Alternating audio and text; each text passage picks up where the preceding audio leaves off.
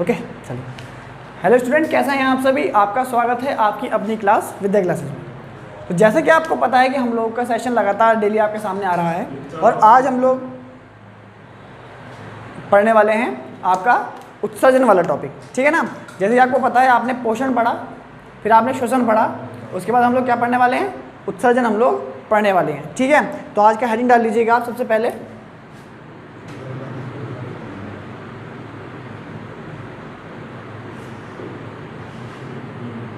उत्सर्जन। उत्सर्जन की बात करें तो उत्सर्जन में क्या होता है? उत्सर्जन में आपकी बॉडी में जो भी आपने भोजन, जल, वायु ग्रहण करी है उसको बाहर निकालना, उसका जो वेस्ट मटेरियल है उसको बाहर निकालना एक प्रकार से क्या कहलाता है? उत्सर्जन कहलाता है।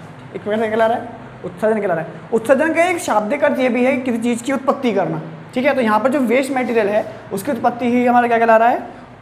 उत्सर्जन कहला रहा है, ठीक है जी। ये बात हो गई। अब आपने देखा जब आपने पोषण पढ़ा था तो पोषण में लास्ट में क्या होता है? मल त्याग एक प्रकार का क्या है? उत्सर्जन है, जो कि ठोस की फॉर्मेट में उत्सर्जन होता है। फिर आपने पढ़ा श्वसन। श्वसन में कार्बन डाइऑक्साइड बॉडी से बाहर निकलती है, ठीक है जी। कैसा उत्सर्जन हो गया आपका? वायवीय या फिर गैसेस फॉर्म में उत्सर्जन हो जाता है। आज जो हम मेन पढ़ने वाले हैं उत्सर्जन, वो हम लिक्विड का पढ़ने वाले हैं कि जो भी आज चीज़ लिक्विड की फॉर्म में पी है या फिर आपको जो ब्लड है जो प्योरीफाई होता है तो उसकी जो विषाक्त पदार्थ बाहर निकलते हैं, उससे जो विषाक्त पदार्थ बाहर निकलते हैं उसे असल में क्या कहा जाता है? उत्सर्जन कहा जाता है। ज़्यादा खींचतान ना करते हुए डायरेक्ट मैं पॉइंट पर आता हूँ कि जो उत्सर्जन हमारी बॉडी में होता है मनुष्य में, वो होता है वृक्क द्वारा। किसके द्वारा? वृक्क के द्वारा क्या होता है? उत्सर्जन होता है। वृक्क का मतलब होता है किडनी। वृक्क का मतलब क्या होता है? किडनी से होता है, ठीक है जी। किडनी का डायग्राम देख लीजिए फटाफट। सर मुझे बताइए कहाँ तक कवर कर पा रहा हूँ? यहाँ तक कवर, यहाँ तक कवर, ओके।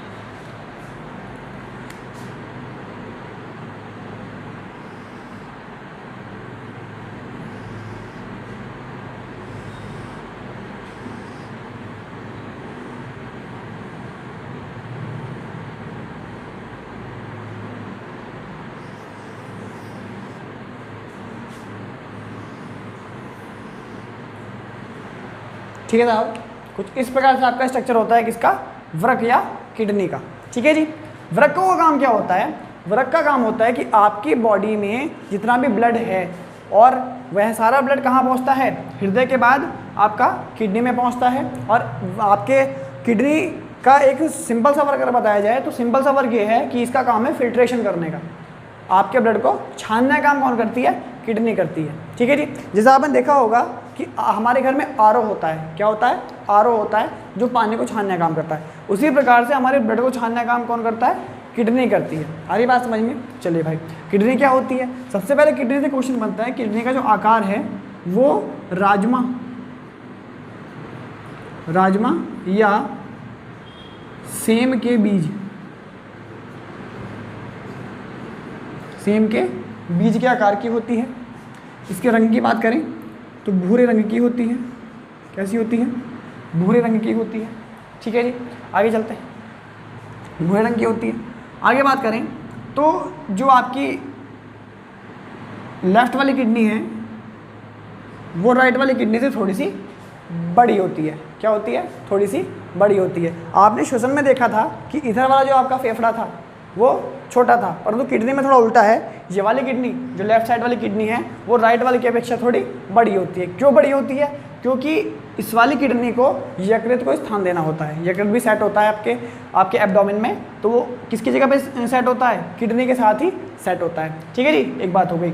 अब बात करें कि भाई ये छोटी है तो यकृत की वजह से। जो आपका लंग्स है, जो आपका फेफड़ा था एक, वो छोटा किसकी वजह से? क्योंकि हृदय को स्थान देना था, ठीक है। आशा करता हूँ ये बात समझ में आई होगी। आगे चलते हैं भाई।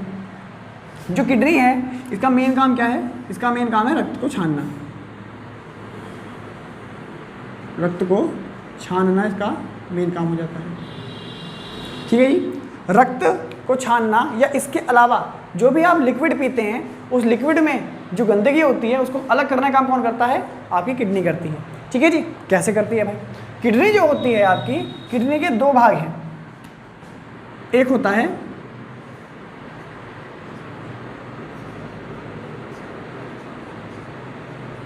बोमेन संपुट या फिर इसको बोमेन कैप्सूल भी कहा जाता है। ठीक है जी, बोमेन संपुट या बोमेन कैप्सूल इसको कहा जाता है। एक होता है ग्लोमेरुलस, ग्लोमेरुलस।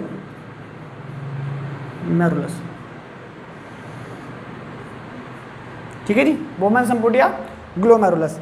अब ये बोमेन संपुट क्या है और एक ग्लोमेरुलस क्या है, इन दोनों को मिलाने पर एक संरचना हमारे सामने आती है जिसे हम कहते हैं नेफ्रॉन। जिसे हम क्या कहते हैं भाई, इसको हम नेफ्रॉन कहते हैं। नेफ्रॉन क्या करता है, जिस प्रकार से आपने पढ़ा कि पाचन की इकाई क्या थी, पाचन की इकाई थी विली या रसांकुर, श्वसन की इकाई क्या थी, श्वसन की इकाई थी कुपिकाएं। इसी प्रकार से मेरे भाई जो आपकी किडनी है, किडनी की जो इकाई है फिल्ट्रेशन की, वो कौन है, नेफ्रॉन है। नेफ्रॉन किनसे मिलकर बना होता है, बोमेन संपुट कैप्सूल या फिर ग्लोमेरुलस से मिलकर बना होता है। भाई ग्लोमेरुलस क्या होता है, बोमेन संपुट को अगर आप एक जगह इकट्ठा कर दें, बहुत सारे बोमेन संपुट को आप एक जगह इकट्ठा कर दें तो वो क्या बना लेता है, ग्लोमेरुलस बना लेता है। जैसा हमने पढ़ा था कोशिकाओं में, कोशिकाओं को इकट्ठा कर दीजिए ऊतक बन जाएगा। इसी प्रकार से बोमेन संपुट को इकट्ठा कर दीजिए, क्या बन जाएगा, ग्लोमेरुलस बन जाता है। ठीक है जी, आ रही बात समझ में, चलेगा। अब जो आपका नेफ्रॉन है ये क्या काम करता है, ये एज ए फिल्टर हमारे किडनी में काम करता है। ठीक है, तो जो भी आपकी किडनी है, किडनी को किडनी में फिल्ट्रेशन का काम कौन करेगा, नेफ्रॉन करेगा। अब बात आती है कि भैया आर्टरी और वेन की, धमनी और शिरा की। तो सबसे पहले आपको मैं बता दूं कि किडनी के लिए एक वर्ड यूज होता है सदैव ही, इसे कहते हैं रीनल, रीनल। ठीक है जी, रीनल धमनी और रीनल शिरा, दो वर्ड आपको देखने को मिलेंगे, रीनल धमनी और रीनल शिरा। धमनी में जो होता है वो आपका शुद्ध रुधिर बहता है, शुद्ध रुधिर बहता है, और शिराओं में आपका अशुद्ध रुधिर बहता है। ठीक है, आ रही बात समझ में, आ रही बात समझ में। धमनियों में कैसा रुधिर बहता है, शुद्ध रुधिर बहता है, शिरा में कैसा बहता है, अशुद्ध। ये बात ज़्यादा बेटर तब समझ में आएगी जब मैं आपको हार्ट या फिर हृदय वाला टॉपिक पढ़ाऊंगा। ठीक है जी, चलिए भाई, तो किडनी के बारे में आपको समझ में आया। किडनी क्या करती है, रक्त को छानती है, भूरे रंग की होती है, राजमा या सेम के बीच के आकार की होती है। रक्त दो भाग से मिलकर बना होता है, बोमेन संपुट, ग्लोमेरुलस। इन दोनों के सम्मिलित रूप को क्या कहते हैं, नेफ्रॉन कहते हैं। और नेफ्रॉन क्या होता है, नेफ्रॉन हमारी किडनी का क्या है, फिल्टर पार्ट है या फिर कार्यकारी अंग होता है। आ रही बात समझ में, चलेगा। किडनी के बारे में देखते हैं कि जो किडनी होती है आपकी वो किन किन भागों से मिलकर बनी होती है। ये तो नॉर्मल बात हुई किसके लिए, इसके भागों की। ठीक है, अब मैं किडनी को थोड़ा और नीचे लेके चलता हूँ, इसके नीचे क्या क्या भाग होते हैं, क्रिया कैसे होती है। ठीक है ना, आप फटाफट को उतारिएगा, फिर हम इसका आगे चलते हैं। ठीक है साहब, आशा करता हूँ आपने इसका स्क्रीनशॉट ले लिया होगा। आगे चला जाए तो मैं इसको साफ कर रहा हूँ।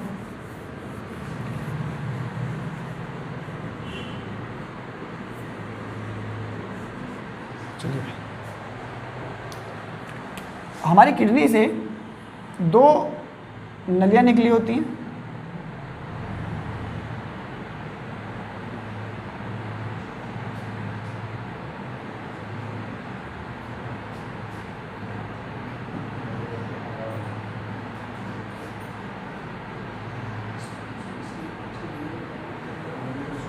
ठीक है, इस प्रकार से दो नलियाँ निकली होती हैं जो कि एक पार्ट में जाकर मिल जाती हैं। इनके अलग अलग नाम हैं, इन्हें कहते हैं आप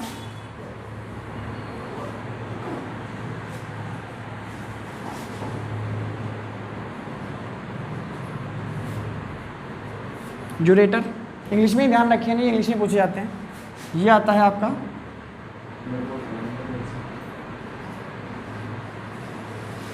यूरिनरी